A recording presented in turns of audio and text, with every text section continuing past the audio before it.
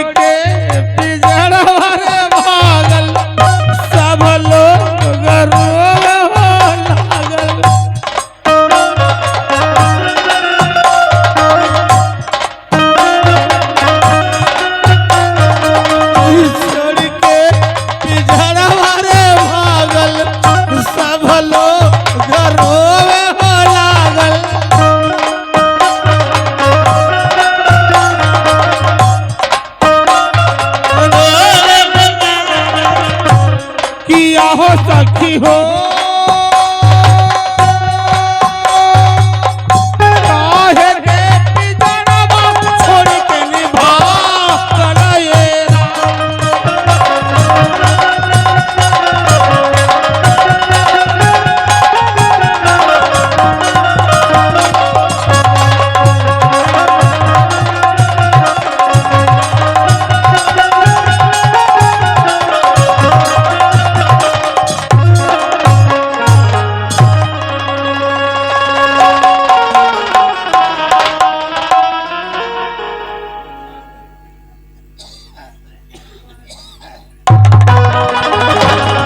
हमार लाल तो की का बोले बेटा बेटा उठ के बैठा बेटा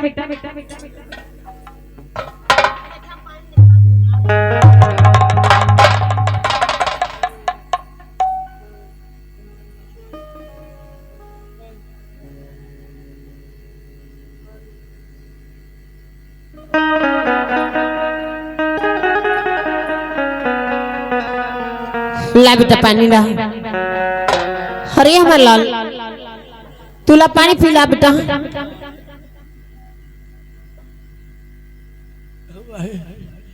पानी पिया माई बड़ी जोर से प्यास लग ला के काहे की बड़ा मेहनत कर दिला ला। हां माई पानी पिया बैठ के बेटा पियल जला ठाड़ा होके नहीं के पानी पियल जला।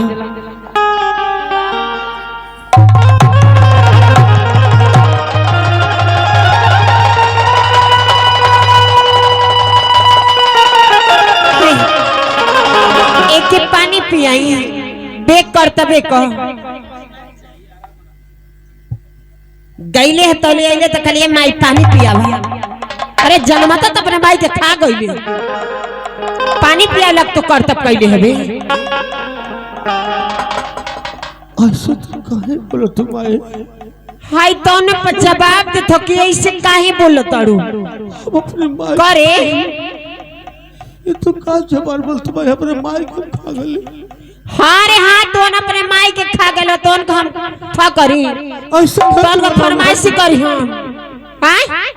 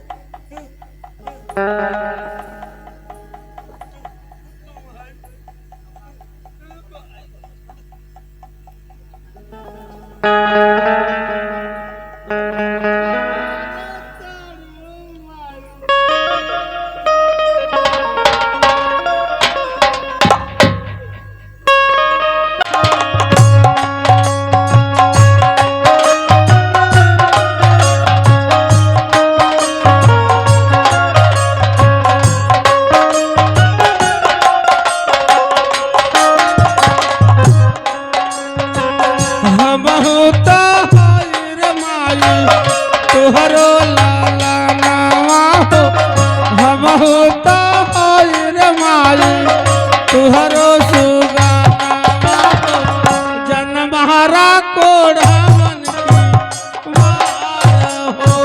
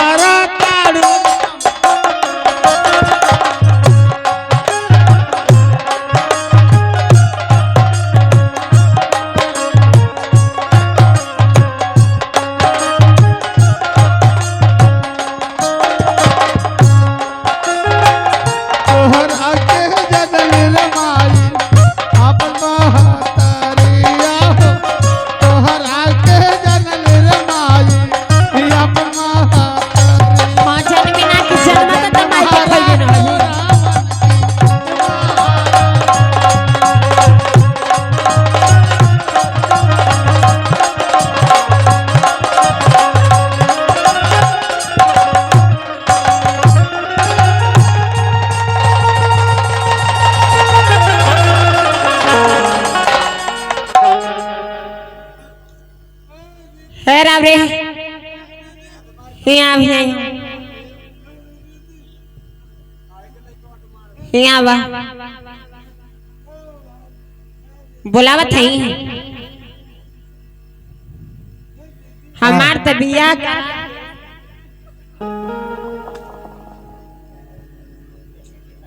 जात है देखी वो सब तो उन्हों के लती आई बुलावत है यहाँ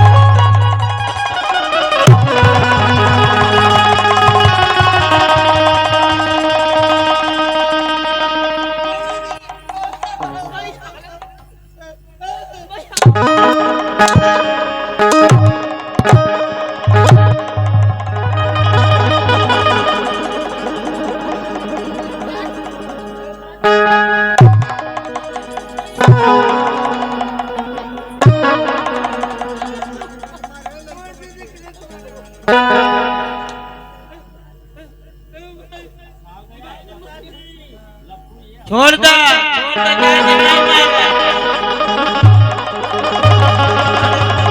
अरे मर जाइए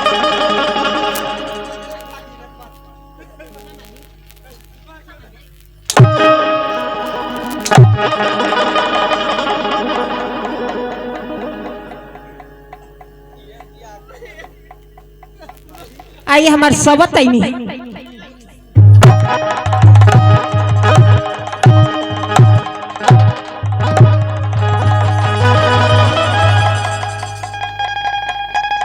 ले जाता नहीं जौन होई तो देख ले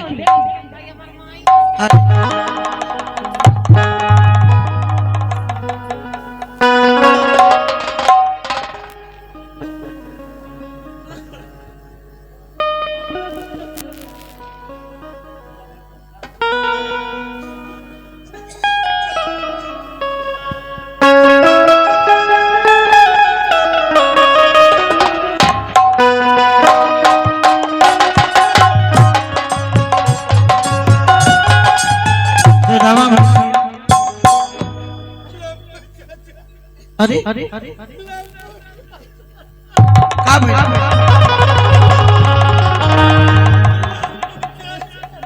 सुदामा बाबू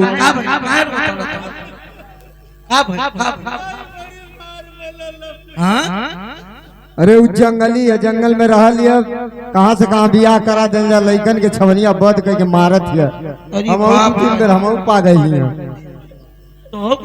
हाँ अब तो छोड़ावे तो का करबा काका से कहलो ना अब काका से पता वही पड़ी चला चुप रह बाबू मैं ना जाने कि जंगली है तना लइकन का सजाए करी नहीं तो बियाहवे ना करवले होती जा हां हां अब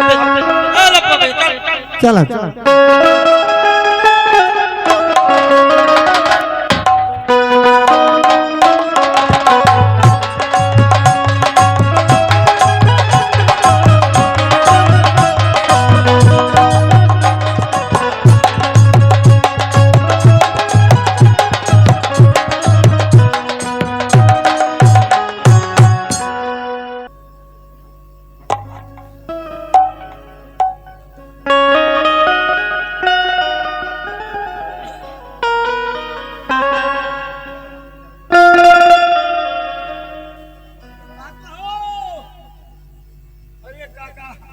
खावती लफू खावल लफू अरे उधर बहुत गड़बड़ हो गई गड़बड़ हो गई हाँ सुदामा के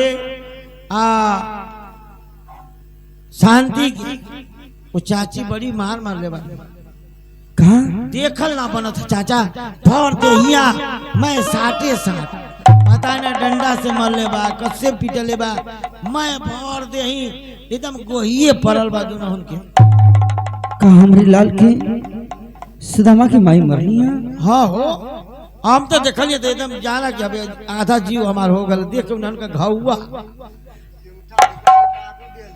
हाँ सुनलिए कि सुईठा सुईठा जी को सुना दागे खाते ऐसा नहीं बाबू हाँ जब तोहरा काकी हमारे बेटा के मरली है हाँ चला हमन का मिलत है उसे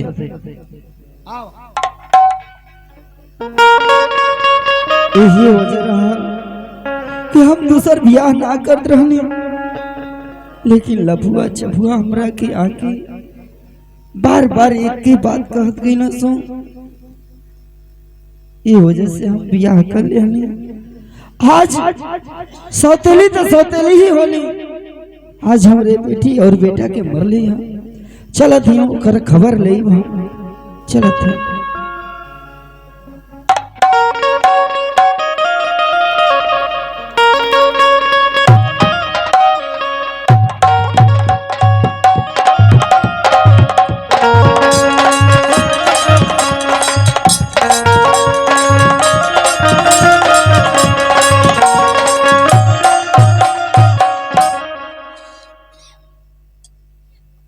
बेटी शांति बेटा सुदामा ए बेटी शांति बेटा सुदामा बाबूजी खुश रहो बेटी। गोर लगा ताड़ी बाबूजी। खुश रहो बाबू। बेटा सीधामा। हाँ बाबूजी। ये बताओ बेटा ठीक बाड़ा? अरे बाबूजी तो सामने खड़ा ठीक है ना बाड़ी है? ये बेटा हाँ बाबू। हमरा से कुछ छुपावत नहीं खेन बड़ा। ए बाबू तोहरा से का छुपाई? माई के चल गए के बाद तो ही माई हवा तो ही बाबू हवा, तब भला तो से मन भावन का छुपा ले बाबूजी? का कौन बात है का बाबूजी? हमरे मन में ऐसा होत है कि तोहरे के कुछ भयल बेटा। ना बाबूजी हमारे के तो कुछ होना भला मतलब भाई ठीक है जा। लेकिन बेटा हमारा आत्मा गवाही ना करता कि तू ठीक हवा। अगर बेटा तू ठीक हवा हम माना थे कि तू ठीक हवा तो आवा हमारे गले लग के दिखावा तो आवा हमार लाल। अरे बाबूजी ये छोटी सी बात कह देला गले। हाँ बेटा कहे तोर गल ना लगा बाबा बाबूजी। हाँ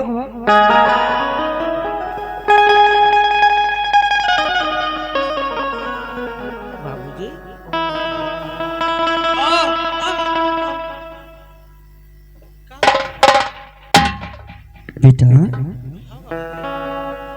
तू तो कहा कि हमरा के कुछ ना भइल बेटा। तू ही ना कहा बेटा तू के कुछ ना भइल। अगर तोहरा के कुछ ना भइल बेटा तो जब तोहर पीठ सुघरौली हां तो तू काहे चिल्लेला बेटा?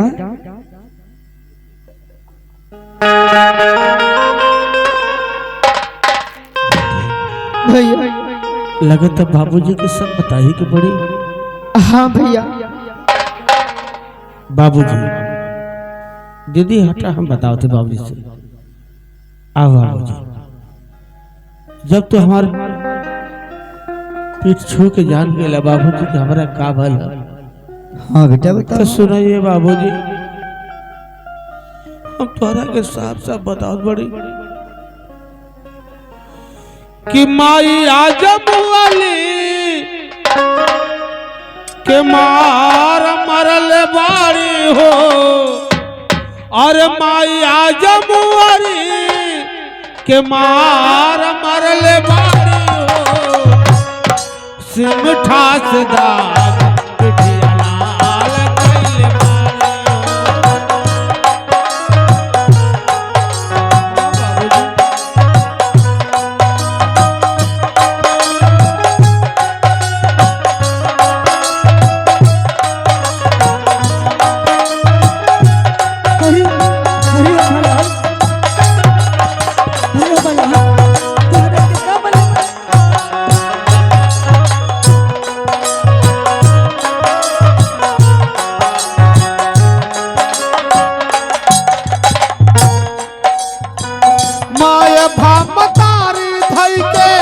छोटा घसीटे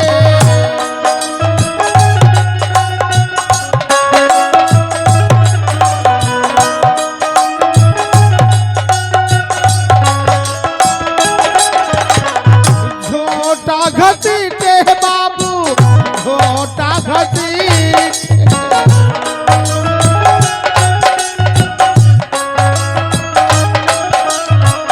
बोलली हसाती तो इनहू के पीछे बेटी साथी लोग बाबू तू हर बतिया खराब कैल बाड़ी हो। बाबू तू हर बतिया खराब कैल बाड़ी हो। सिमठा से दाग कैल बाड़ी हो।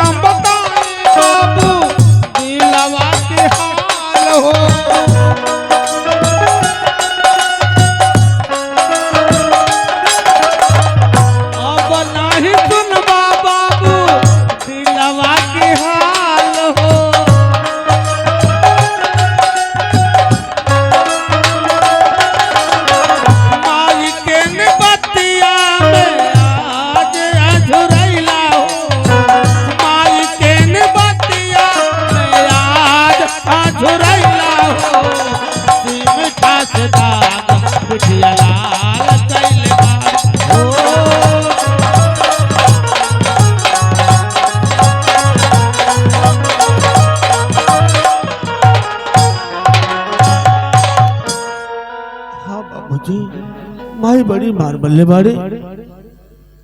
ठीक है बेटा, हाँ बाबूजी। हमरा की बता दिला बेटा, तुम लोग जालो घर में, बेटी शांति। हाँ बाबूजी, भैया के लिया के जा, हल्दी प्याज बांध दिया। ठीक बा बाबूजी, लिया के जा। ये बेटा लफुआ, बेटा लफू,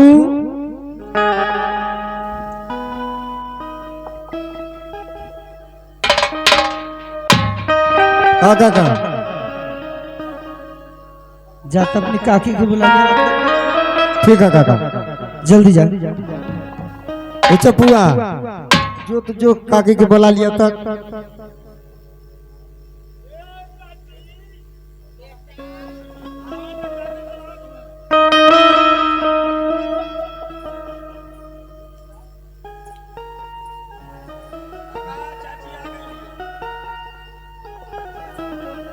सुदामा की माई, हाँ सुदामा के बाबूजी बोली ना।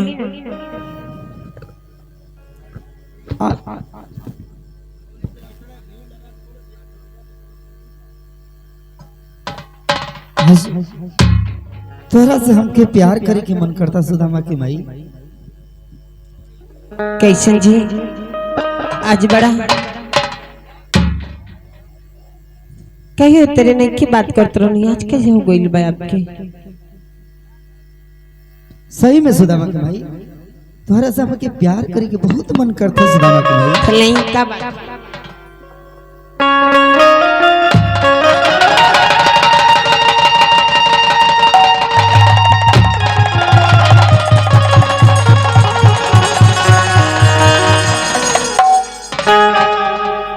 बस सुदामा के माई। ए जी बताई काहे रो इतना गुस्सा बानी ना?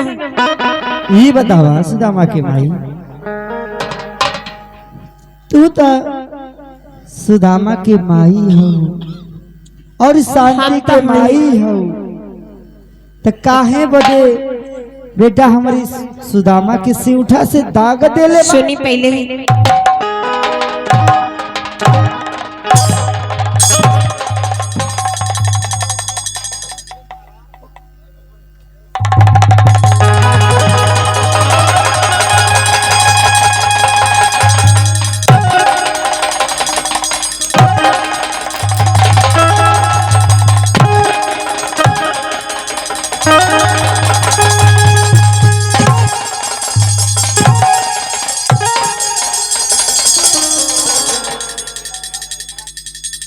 उल्टा पल्ला में रह ते मारा कत होश बदल जा काका।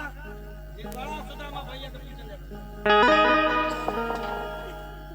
हां ये तो उल्टा पल्ला में है क्या बा? सीधा पल्ला में बना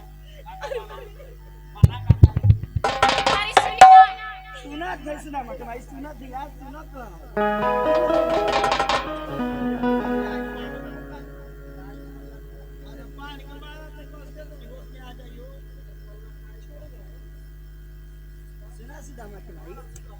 ये बताइए पहले नहीं सुनी ना,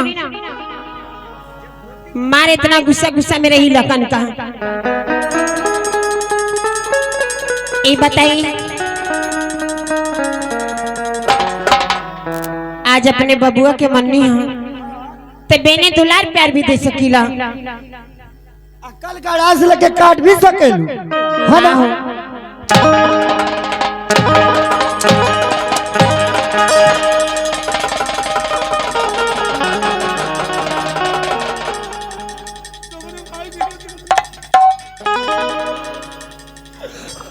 हमारे भाई के नत मारा बाबू, हमारे भाई के नत मारा बाबू, हमारे भाई ओनिए से चढ़ा केला तमाई के मत मारा। आई गो हाई बा चला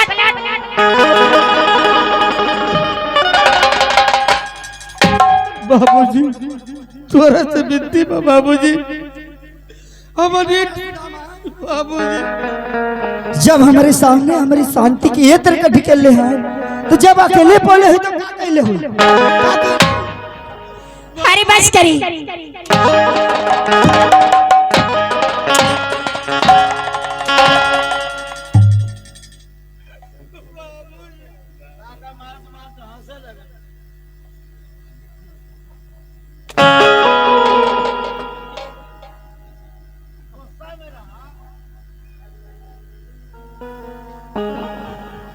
बाबूजी हमारे ठे माई खोद ले जा, हम दूसर की माई खोए ना चाहते बाबू। ए बाबू अब से तू वादा करा कि हमारे माई के कुछ ना कहबा, हमारे माई के ना मरबा। चलो दीदी चल जा घरे, चलो दीदी।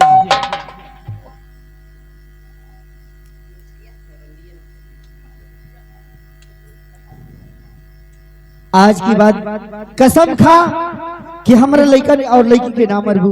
ठीक बा, पहले मेरी सर की कसम खाई तब तरुआ की कसम खाई। का बात बा हो इसे कहतड़ू? काहे कहल जाते लड़का तो हम रोज जन्मा के देबा खाती। रोज? हाँ हर रोज ना हो देख ले, खाली मौगन मतलब मुश्किल के आदत हो गई बा आपके। का कालू है? ये पहले बताई ना। अच्छा मौज लग के बड़े हम का जनी हम तो जनी कहीं और कोई।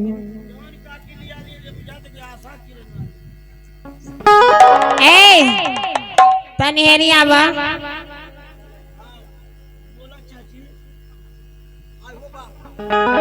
ढेर बोलत हवा ऐजन ले ले। अब 6 महीना का ना मारब के 8 महीना हो जाएगा। देखी रहुआ से एगो बात कहता नहीं। कहा इहे कह चाहता नहीं कि शांति बिटे आज ना तो कल केहू के घरे चल जाएंगे। हाँ ये आज सुदामा बेटा के उपाय कौन दी? उपाय कर दी? हाँ न रही न बास न बाजी बासुरी। अच्छा हम तो कहता नहीं कि रहुआ सुदामा बेटवा के जान से तो मरवा दी ना।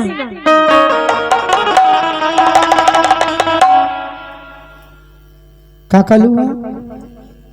यही रहुआ से कहता नहीं कि सुदामा बेटवा के जान से तो मरवा न दी। ई सुदामा के माई ई बताओ जेकरा के हम अंगुली पकड़ के चले के सिखौनी, ओकरा एक एक कल हम खियौनी, ओकरा के हम छोड़ दे? अरे बस करिए, तोरा से ना हो सकेला तो हमसे जरूर हो सकेला। आज उन्होंने उनके 12 बजे रात का स्वामीनाथ उन्होंने के बुटी बुटी काटना है ना सुदामा।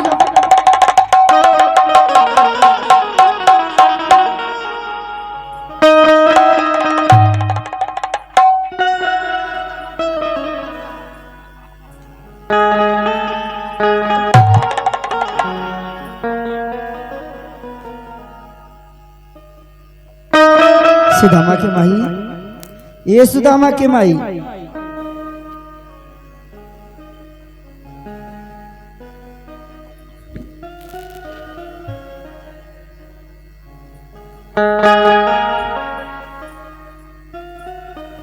ये बतावा तू ऐसे कहत हो? हाँ? अगर ऐसे कहत हो तो ओकरा के तू ना कुछ करबो, ठीक बा सुदामा के माई? ठीक बा नहीं करो। चला आज उन्हन के सुते दा, ओकरी बात तो हम जौन करे के रही तन करब। ठीक है जी चला।